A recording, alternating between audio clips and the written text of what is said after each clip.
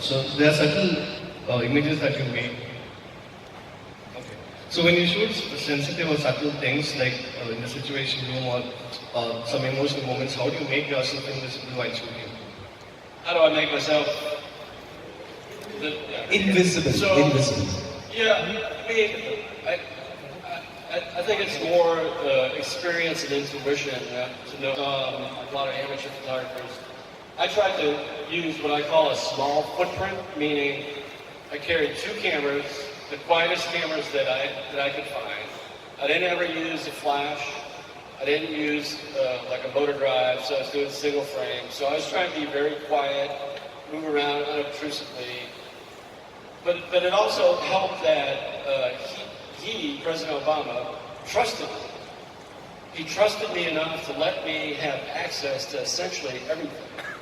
And when other people saw that the President of the United States trusted me, they in turn trusted me too.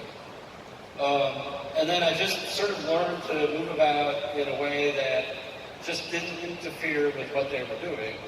And over the first few months, it took a little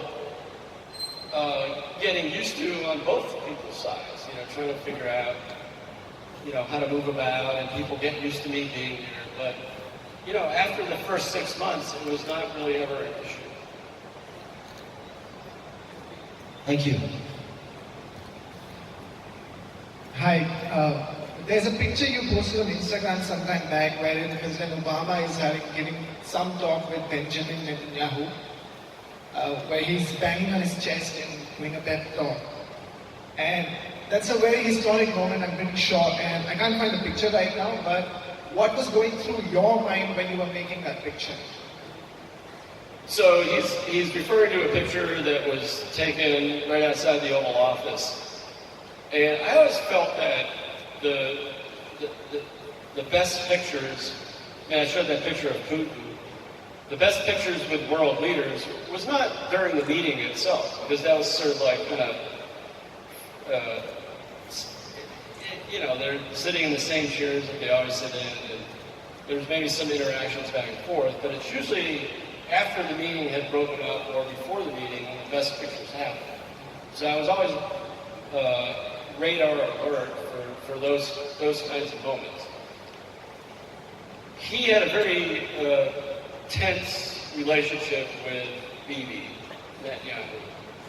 And so I was just trying to capture the body language of that conversation. I really don't know what they were talking about. But it lasted they stopped for they were walking from the Oval Office. First of all, thank you so much for sharing your experience. It's an honor to hear you, Presidency, knowing that you have worked with him in 2004. Yeah, so I met him in 2004. I was working for the Chicago Tribune, and he was elected to the U.S. Senate. And so his first 2 years in the Senate, I actually spent a lot of time photographing him and got pretty good access. I traveled to 5, 6, 7 countries with him as senator. I wasn't working for him, I was working for the Chicago Tribune. But because I was in close proximity to him, he got to know me, I got to know him, he got to see how he worked, he saw my pictures. And so then in early 2009, it was about 2 weeks before the inauguration, I was asked to become his chief White House photographer. I knew that they had been considering me. I didn't actually ever interview for the job.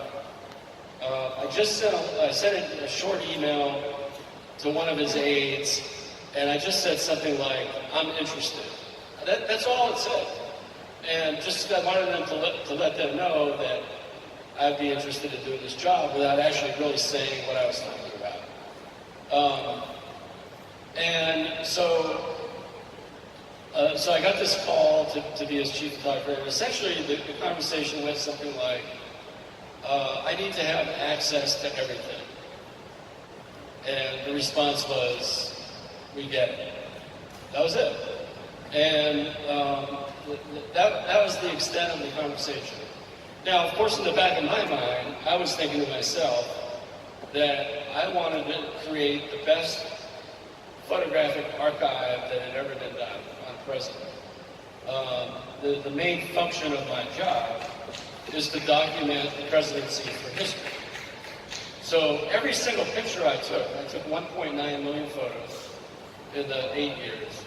Every single photograph, I don't know that I'll clap about that, that's a lot of pictures to go through. But every single photograph that I made is now at our national archives. And in due time, they will be made available for everybody to see.